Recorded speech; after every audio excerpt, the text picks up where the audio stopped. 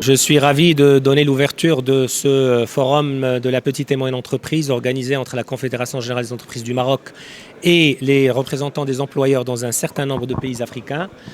Je voudrais dire tout d'abord que le Maroc se place de façon naturelle dans cette initiative et dans les initiatives qui visent à favoriser les échanges commerciaux entre les pays africains, notamment le libre-échange, parce que nous sommes un pays qui a su s'intégrer sur le plan économique avec des chaînes de valeur fortes dans un certain nombre de secteurs. L'étude présentée aujourd'hui porte sur les secteurs de l'industrie automobile, du textile, de l'agroalimentaire et de l'électronique et de l'électricité. C'est une étude qui permet aussi de montrer le nombre d'opportunités dont nous disposons aujourd'hui pour pouvoir vérifier la complémentarité entre les économies de ces pays africains. Naturellement, la complémentarité passe par un rôle de plus en plus important des petites et moyennes entreprises parce qu'elles emploient plus de 60% des personnes au niveau de l'Afrique et puis elles sont responsables du travail décent, de l'inclusion et de l'emploi.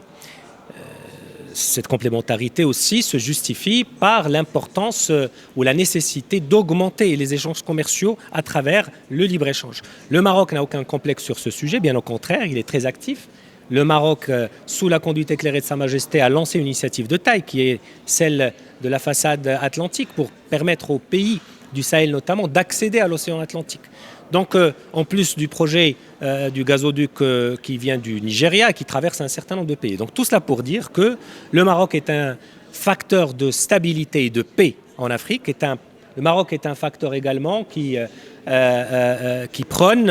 est un pays qui prône les échanges pour le bien-être des populations. Et c'est important que cette complémentarité passe par l'intégration régionale, la spécialisation dans les chaînes de valeur, mais sans oublier l'objectif ultime qui est celui de l'emploi et de l'inclusion des populations africaines et du développement social.